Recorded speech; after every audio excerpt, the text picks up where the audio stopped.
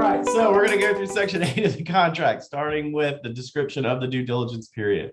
Due diligence period begins upon the effective date. That is the date that you go under contract. So when you ratify a contract for today's class, we're going to say that today is the effective date. And we will say that the due diligence will expire at 6 p.m. on blank date. This is where you get to pick the date that you're going to have the due diligence expire. I would say if today were the day that you ratify, your due diligence date, let's just put June 30th as an example. That's roughly 2 weeks. It's probably a little bit more than you need, but for today's example, that's what we're going to use. Now, the question that often comes up on this is, what is an appropriate amount of time? We're going to come back to that just because I want everyone to have a clear understanding of everything that is supposed to happen during the due diligence period. So going on to the second paragraph under section 8, due diligence during the due diligence period. The buyer may make timely, prudent steps to help the buyer, inspectors, seller, estimators, and realtors all have adequate time for the buyer to coordinate inspections and repair requests, the seller to obtain repair estimates, and the buyer and seller to negotiate repairs, and buyer to potentially timely, properly due diligence, terminate, or buy. All right, so what that is basically saying is during that time, you need to give yourself a large enough window for all the repairs to be made, or excuse me, all the inspections to be made as it relates to repairs on the property. Submit those, any requests that you may have, and then give the seller time to get any estimates or anything that they need to get in order to respond to you in time. Okay, everybody with me so far on that? Awesome. Adam, I'm relying on you because you're the one of the few with your video on. So if Adam's got it, everyone else has got it. All right, jumping back on. All bold, third paragraph, section 8. Everyone sees paragraphs and not text messages, right? Okay, good. Never know with these things. All right, during the due diligence period, seller agrees that buyer may rely on the following list of 5 items in accordance with the contract and laws. Buyer is solely responsible for the inspection. Buyer is not required to inspect. And until the buyer timely or properly terminates the contract or the parties agree on an amended contract, the buyer can rely on numbers 1, 2, 3, 4, and 5. Time is of the essence. One thing to keep in mind, delivery of repair request does not extend the due diligence period. Okay, so the delivery of repair request does not extend the due diligence period. Now, so far, questions before we jump into the 5. That's good. It's a talented group. I knew it. I could tell already from your faces. All right. So we're going to jump back in here. Here are the 5 things. Number 1, conduct or obtain. You see the contract, right? Conduct or obtain inspections. These can be on-site inspection conditions or off-site conditions. You deliver repair requests or notice to the seller. That would be on form 525 with any repair requests that you have or any portions of the reports that you want to submit as well. Number 3, proceed under the amended contract, meaning you're going to change the current contract using form 310, or you're going to add it using form 525, which would be your repair addendum, or you're going to have a blank addendum that you would agree on something new to it, which is the forms 390 and 391.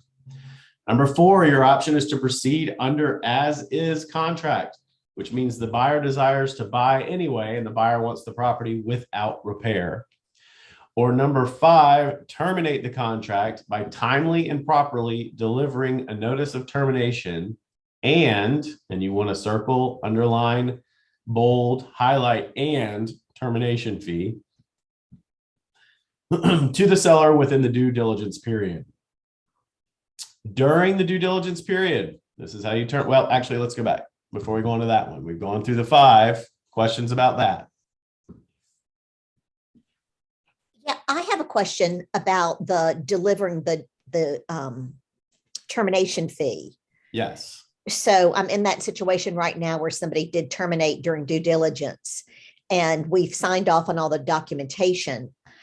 I was assuming that a check is coming from the attorney that was holding the earnest money for the amount of the termination fee, and that would be sent to my clients. Is that correct?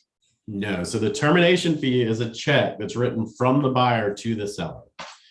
So it is not part of earnest money. It is separate from earnest money. So So Yeah. does the check need to be delivered to the seller or to the listing agent in order for it to be accepted? The listing agent is fine as well. Now, keep in mind, it does not have to be a check. This could be any sort of U.S. funds. So let me do the next section and we'll keep covering this one because it kind of covers a little bit of this one.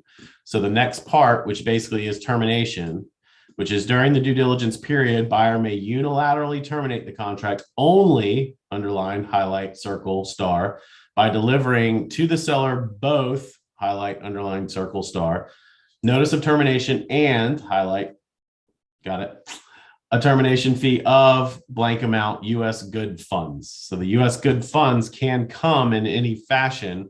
The ones that we're probably going to see the most would be some sort of electronic payment via either Venmo, PayPal, or any other, or a wire. The whole thing on this is to make sure you understand ahead of time how the seller will be receiving that money. If you don't have anything other than check, then check is what you will do. All right. If you don't have any agreement, then they would need to deliver a check. Okay. I'm going to read through the last part and then we're going to open this up to many different discussions that are now going to come about for it. All right. So the last part of section 8 says during the due diligence period, should the buyer fail to obtain a new or amended contract with the seller, or buyer fail to timely, properly due diligence terminate the contract during the due diligence period. I love how that's all caps and bold, but then the rest is not bold. I don't know why. It's just as important. It says the buyer agrees to buy and seller agrees to sell the property as is. Parties agree that as is means the buyer buys the property for the purchase price, while the seller maintains the property from the effective date through closing, subject to normal wear and tear, otherwise without repair or replacement, and sells the property for the purchase price unless otherwise agreed in writing by the parties in this contract. All right. So there you go. Joseph, Shakima, how Hi. are you? I'm great. How are you? Good. Just playing devil's advocate. Okay. How do we determine acknowledgement of receipt by the seller of the funds? So that is a good question. And it is really at this point treated no differently than if you had delivered the earnest money.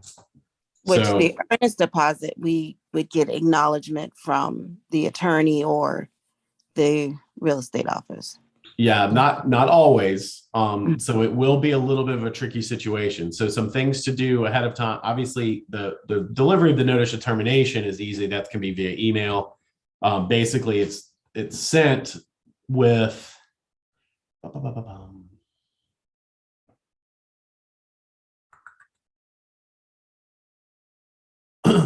if you look on the last page of the contract, this is where they will state, obviously, the notice address, notice address, email, or fax. And obviously this one, more than likely, 9 times out of 10 will be left blank. So you will basically go down here to seller's agent and company, which you will then base, obviously their office will be wherever their license is hung to deliver at that point. And then same with the email address. That's the email address that you would send the termination to.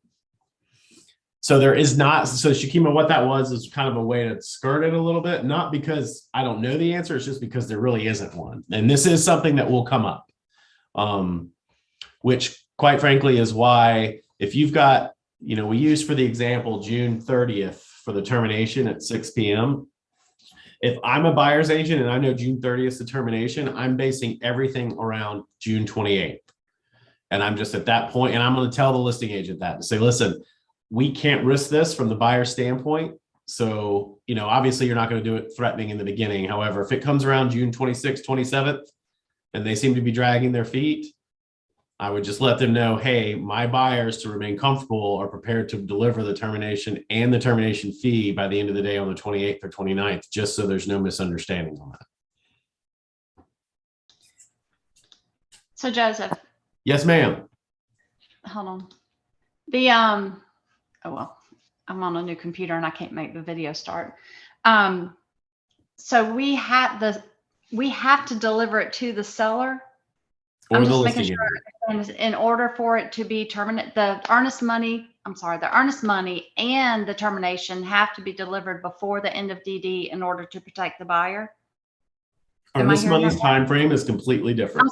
I'm sorry, I didn't mean earnest money. The due diligence termination fee and Yes, the so- termination document both have to be delivered. Yes, correct. Both have to be delivered for it to be officially terminated. Now, there will be some nuances that will come up, right? Right. There will be, especially if there's plenty of time, you get a notice of termination signed, and then you get a release of earnest money signed where it splits it, and the amount that goes to the seller is the termination fee. You'll start to see some of those, but from the black and white standpoint, it is these two things need to be turned in order for this to be considered terminated. But if the termination itself is in, and the termination fee is like, I mean, because if we're all human beings, if somebody, and y'all don't do DD on a Friday, I'm just saying, don't do it. But let's say it is Friday at 5 o'clock or 6 o'clock, and it takes 3 days to get the money to the seller. As long as the termination document is in, is the buyer off the hook? No, Or the buyer has to have turned in the termination fee as well. Yeah, Wow. That's an and. That's an and, not an or. Yeah. well, you know how I feel. Yeah. It's not a perfect situation. And I did put this copy of the contract in the chat for those of you that didn't have it. So yeah, it's not a perfect situation. Now let's go back to Shenandoah's example. Let's say you've got a buyer that wants to terminate it, and it happens to be on a Friday. You've got till 6 p.m. So I'm contacting that listing agent. I'm bringing it to their office or doing whatever it is. That office is not going to be open till 6 p.m. So you've got to keep all this on mind. Because if you wait and it's 6:01 and you have not turned both of these in, you now have your buyer purchasing the property as is, subject still to the other contingencies, but nothing from a repair standpoint.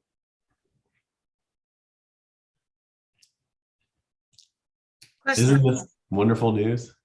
Everyone seems so happy about it. Yes, Jennifer. So you're saying, okay, so, and I sell a lot of land, so I'm used to due diligence, but we typically have 0 as the termination fee because there's nothing to repair. We're just, kind of looking around and making sure they want to buy it. And it's that short time period. So you're saying now, if we have an inspector come in and he says, oh, there's a crack in the foundation and the seller refuses to do anything about it, the buyer is responsible for paying this fee.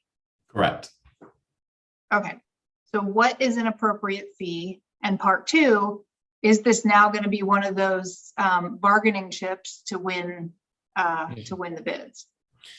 Okay, so I'm gonna answer your questions backwards. Yes, absolutely will be a bargaining chip. You've got 2 offers that otherwise are pretty much matching. Your seller is going to be obviously more interested in the one where the termination fee is higher because they know they're going to get that money. To your question about what's an appropriate amount, this is definitely a discussion that's being kicked around and around and around. My opinion, and the opinion that I'm going with a lot of people, is what is the carrying cost of that property for the time, roughly, what is the carrying cost of that property for the time you're going to have it off the market? So in this example, it's roughly about 2 weeks that we'd have to have it off the market. What is an appropriate amount of money that we would say, hey, Mr. and Mrs. Seller, just so you know, we're not wasting your time. We want to make sure that the house isn't falling down, and we will try to ask for repairs. However, we want to be reasonable. And so since you'll be off the market for that period of time, here's what we feel our termination fee should be. There's no required amount. It can be 0. I doubt it ever. Oh, well, I can't say ever. I doubt it will be in a lot of situations. However, there will be times where it could be 0. But that's where I would start. Some people are starting with percentages. There's not a hard and fast way. You go with 1%. That's, you got a $500,000 house. That's a $5,000 termination fee that the buyer's paying regardless of why they walk away. Now, if there was something that was omitted intentionally on the property disclosure, because these are all the questions that will come up. Could the buyer have cause against the seller? Possibly. But again, I wouldn't go into this with that in mind. I would go into this to say the purpose of having this termination fee is to make sure that we have a serious buyer that's coming in and wants to buy the house, right? And negotiate with repairs, but is still serious about purchasing the house and moving forward if not. So we don't have people tying up the property unnecessarily. Joseph, just to confirm, as you stated earlier, this doesn't exclude the other contingencies such as CL 100 and appraisal. Correct. So you could be out of this, you could be out of due diligence, but the CL 100 still contingency still applies. Appraisal contingency would still apply. Financing contingency would still apply. So this is just for clarification, like it's like North Carolina, you're essentially buying the right to have a due diligence period. Yes, Could you think of it that way? you should. The only reason I hesitate is because in North Carolina, you actually pay this fee up front when you ratify the contract. Okay. This fee goes directly to the seller from the beginning. So with that said, Joseph, going back to the real world, this contract, I'm representing a seller. Mhm. We went under contract the first of last week. On Saturday, we find out before they've done any inspections, they just have cold feet and they've decided to not move forward with the inspections or the purchase. Correct. So they submit the termination of agreement and the release, and we sign them. And there's a $200 fee for due diligence. And I have not obtained that money from them, but we've executed the agreement to release.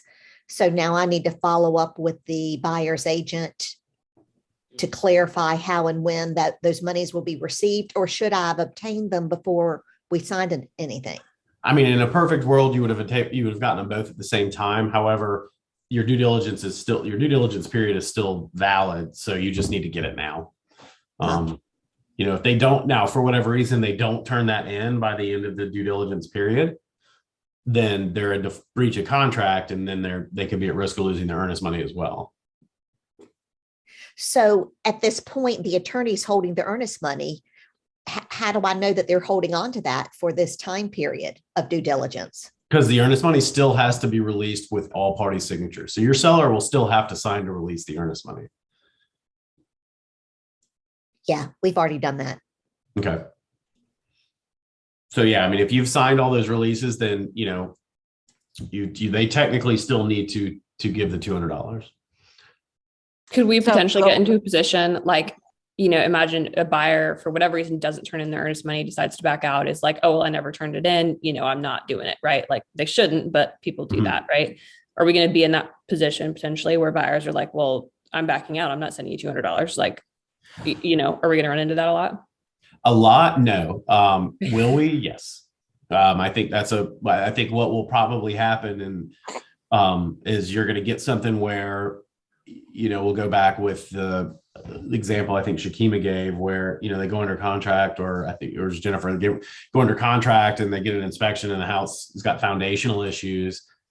And they're like, well, I'm not going to fix it. Well, then the buyer more than likely, or I should say, could be likely to at that point say, well, you should have known about this. If you had disclosed this, I never would have gone forward with it. So I'm not paying you a termination fee. I do see that probably being the scenario we will see most often that will cause some conflict.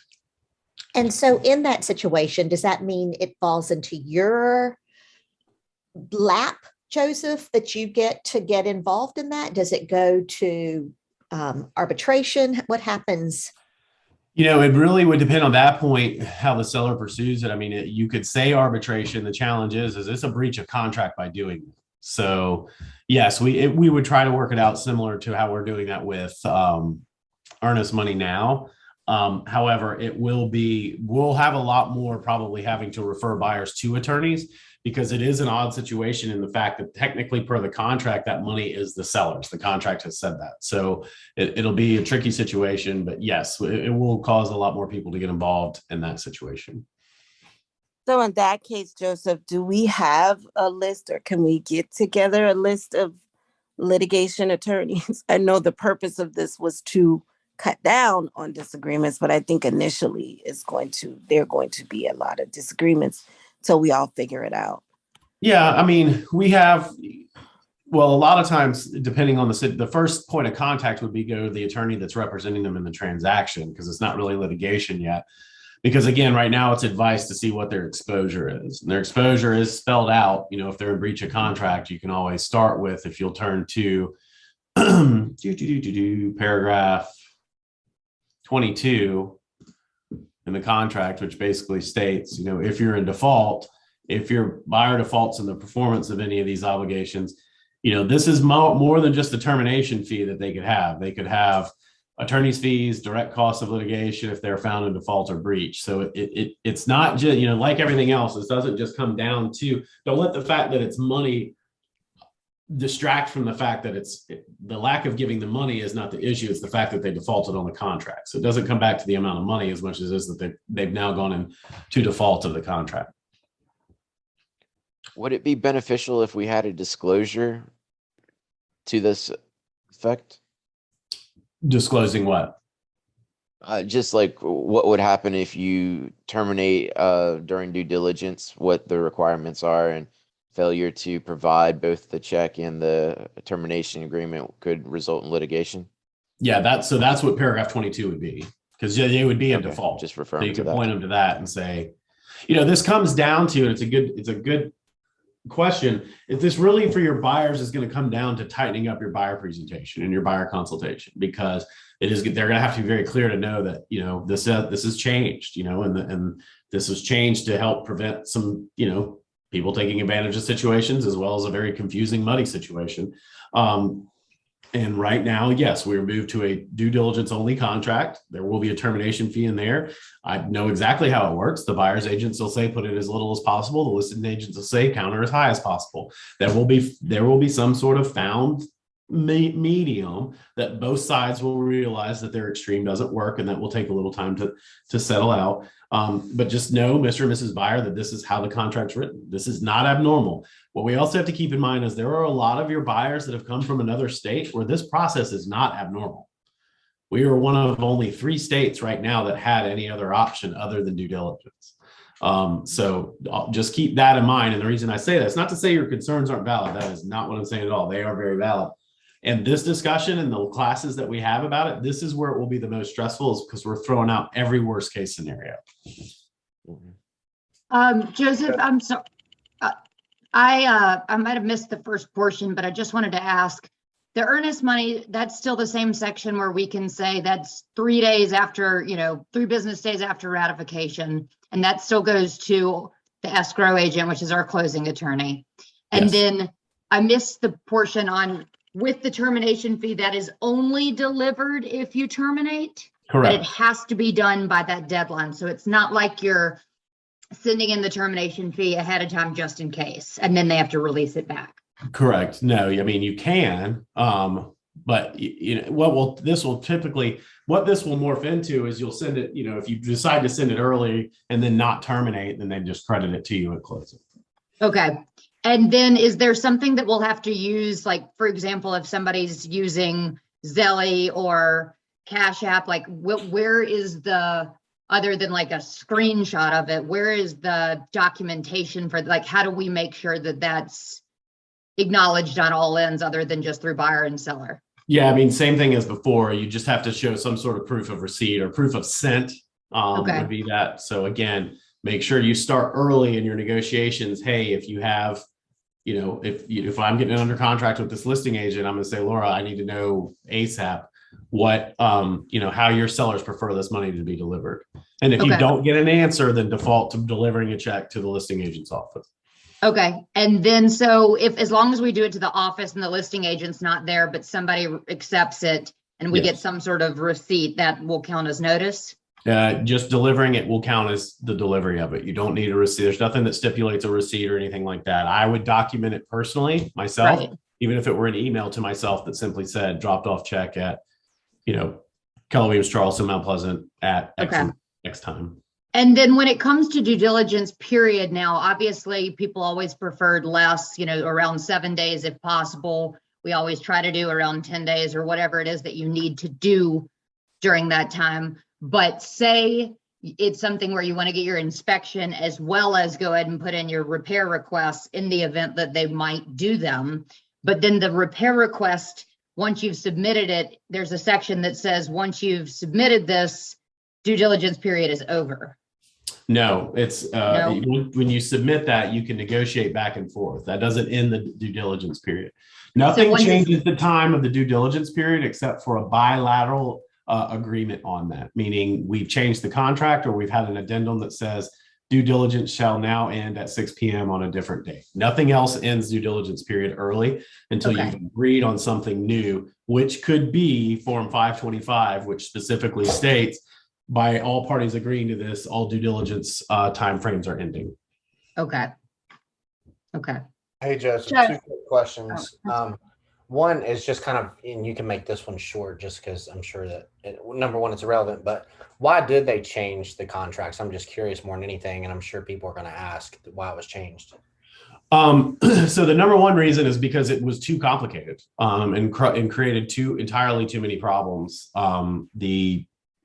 Honestly, the repair procedure paragraph repair procedure option became heavily weighted in the seller to kind of have their leverage. But then some people would argue, no, it came heavily weighted in the buyer because it was required repairs there. 80% of the calls that would come into the brokers as well as the state would all come from conflict with repair procedure. Now, that's not to say that people changed this because they didn't want to deal with the contract or the conflict. Is because it was changed because there was just a colossal misunderstanding of what repair procedure was and way too much room for interpretation. So the committee that put this together was put together by a team of about 10 people, 5 of which were brokers in charge. And I think probably 8 of which were brokers in charge. And I think 4 of those brokers in charge were multi-state brokers practicing, not just, hey, I'm Joseph in Charleston and I've got my North Carolina license. It's I'm Joseph in Charlotte and I'm practicing in North Carolina, South Carolina. So I know the big difference. It's a cleaner contract. It's going to be a little messy here in the beginning, but it really doesn't obligate either one of them to do anything if they don't agree to it. Got it. Okay. And then the last one I have is I've heard a couple things, but I want to hear it from you. I'm working with a few investors to kind of like come in stronger for flips and things like that. Is there a way or an addendum, or do you put it in section 28 of, like, we're not going to inspect, we're not going to basically going to do it as is. Is there any option to that now? So the easy answer is you put 0 for or you put the next day at 6 p.m. for your due diligence period. That basically covers everything. That keeps you from rewriting. So let's go back. I'm going to share the screen. So what Garrett said is, what if you've got a buyer? There's 2 parts to this. I'm going to come around the second one, but what if you've got a buyer that wants to buy as is with no inspection? All right. So I'm going to address the no inspection part first. If you have a buyer that wants to purchase a property without inspections, you need to have them sign a hold harmless agreement. And if you need a copy of that, email it to me. I'm also going to send one out to the office later this week that we have. So there's no situation where you should advise your buyers to purchase the house and say that it's your idea for them not to have an inspection. They absolutely should have an inspection. Should they choose not to, that's fine. You can represent them. You just want to have a clear discussion with them. So now, in Garrett's situation, let's say the buyer comes in and says, hey, I want a really strong offer and I don't care about due diligence. I'm buying this, whatever. The cleanest way to do that is I'd submit the offer today. It's June 13th and say, hey, I'd call the listing agent and say, I'm going to give you till 6 p.m. today for due diligence, meaning they don't want to do the due diligence.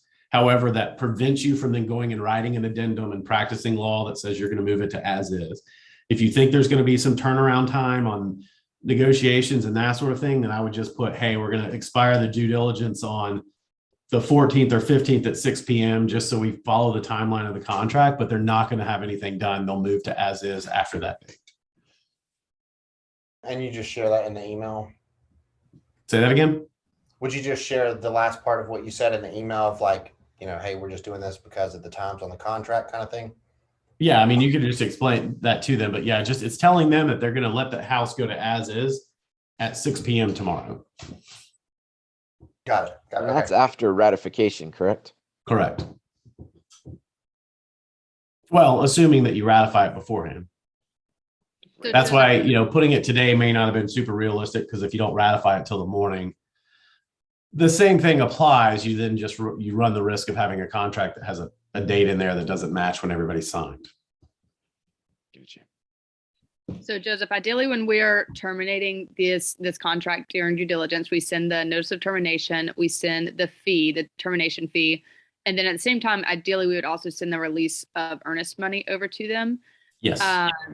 Okay. So, I understand, and this is probably like my biggest headache, that, they can't release earnest money until everyone comes to an agreement on who gets it. I guess my understanding is like during due diligence, if we back out during the due diligence period, we provided this termination fee. I feel like the buyer should get their earnest money back, but essentially it's just going to sit there until the seller signs it regardless. Correct. Okay. Sorry, I wish I had better news for you on that one. I know I saw someone recently actually do the earnest money where it wasn't due until like 2 days after the due diligence period. I mean, I imagine that's not going to get accepted very often, but was fairly smart on their part. I think it's super smart. And so what Morgan was saying, for those of you that didn't hear, is basically, the risk is always going to be is earnest money, regardless of how black and white the situation is. If the seller could die and then nobody can sign off on it, and that earnest money is sitting there without being released until legally it can be signed off on. So what Morgan's saying as an example is people were saying that they would put the acceptance date for the deadline for earnest money to be the day after the due diligence deadline. So what that would mean is after they get through due diligence, if they don't terminate, then they'll turn in their earnest money. I think it's a smart way to go. I think the only way as a buyer you're going to get that accepted is you have a pretty hefty termination fee. But I think early on, it's going to be hard for sellers to get around that because there's no guarantee you turn in your termination fee, other than the contract, which I should say it's a pretty decent guarantee. Joseph, I have a question. Yes. So can we be proactive and have the buyer go ahead and write that check to the seller and have the seller cash it and get proof and send to lender and attorney? So you can. The question then becomes is tracking that in the paperwork and making sure that they get credit. The answer is yes, you can. We've got to get back from our attorney what that would look like paperwork wise if something additionally need to be signed on that, which I'm sure there does. So let me. So would we need to check? I mean, would we also then need to check with the lender and the attorney to see if that would be kosher with them as well? You would, but it would really honestly be not a lot different than earnest money is. Okay. But See, yeah, I agree with Shenandoah. Like, I feel like if we got that termination fee up front, they take it more seriously than to sort of discount it. And then it just makes it an easier transaction if they do choose to walk away. yeah, so totally agree. And honestly, that was not that I want to tell you all this because it'd just be frustrating. That was the original proposal for the change. That's how it's done in most other states. It makes sense. Yeah, the challenge that happened on what came up of that one is what happens if the seller defaults. Now they don't get the money back. Let's say the seller just changes their mind, or you find out the seller, withheld information or whatever. Again, they played the same what if game that we shouldn't be playing now. So therein lies the rationale around it, right or wrong. So Joseph, why couldn't it be held in escrow as a separate amount? Because then it's not a termination fee, it's an escrow fee that the buyer still has to sign off on. But then we as agents don't want to hold on to a check either. No, but therein lies the next part. So with the logistics of the check, there have been some opinions going around that that you should have the check written and then hold on to it so you can deliver it to the seller as soon as you have termination. That is no, absolutely not. The next question is, do you have it written out to the seller and the attorney holds on to it? I would love for that to be the case, but I don't know any attorneys in Charleston that are going to do that. So it's basically, you need to make sure that you understand from your buyer, when you have your buyer consultation, to say, we need to be prepared with our termination plan. And in order for you to be legally terminated, you have to have turned in the notice of termination as well as the termination fee. So based on your current situation, are you able to be here on June 3rd or June 30th by 6 p.m. with a check? Or are you able to wire it? Are you able to send it Venmo? Are you able to do these? You need to make sure you know ahead of time how you're going to terminate should you need to terminate. So we're going to have to ask our seller clients for their routing numbers or their Venmo account to receive these funds? We are directly from the buyer? That just seems a little bit awkward. It's one of the options. They could say, I'm not interested in giving that information. So again, prepare your buyers. If you don't have the option for them to do that and you don't have checks, then then we need to give enough time to get a cashier's check. Good times. It is, isn't it? Is Venmo a no-go? Venmo can be done, yes. Oh, interesting. What's the way to show tracking except for a screenshot? You can track it in, they can show you, it tracks receipts in Venmo. Joseph, with a check, for like sellers when we have them and they're like out of state and we're having to mail a check, is there anything that we can like take a picture of to show as it was sent, or is it like you got to send this check 3 days before due diligence ends? So the big thing is receipt. So it would need to be, if you're representing the seller, obviously you would need to have it in your possession or theirs by 6 p.m. If it's a buyer, then I would not trust the mail. Right. I would have some other way. I mean, you could do FedEx, right? Have it sent that way. Okay. But it's very similar to earnest money. Yeah. Right. The difference is you don't turn earnest money in on time. Well, yeah, you're in breach. But at least the seller can terminate and not make a big deal about it. But it's the same thing as earnest money on how you turn it in. Hey, Joseph, Shakima, Yes. this is an important question. What is your favorite brand of liquor? Because I think you're going to need it. Gonna need it. I'll tell you what, as Laura will attest, I do like a good martini. Okay, I got you. All right, what else? I promise you, this is not going to be as painful as we think it is. When we have these discussions, we look at all different ways that it can be painful. It will not be. It will be an adjustment. It will be an adjustment. But keep in mind, for the longest time, up until this crazy market that we've had in the last 24 months, due diligence wasn't that abnormal. Actually, due diligence was something that we used to always go to. We used to just practice law to do it. That's why they put it in there. All right. Anything else? I think as long as we set the expectation with the buyers, we should be in good shape. 100%. 100%. Yeah, It will but- be a challenge, but that's what we're here for, to support. All right, guys. Well, if you have any questions, let me know. Otherwise, we'll get the recording out as well as the one from the state, and just keep me posted on how everything's going. Sounds great. Thank you for your time. Thanks, guys.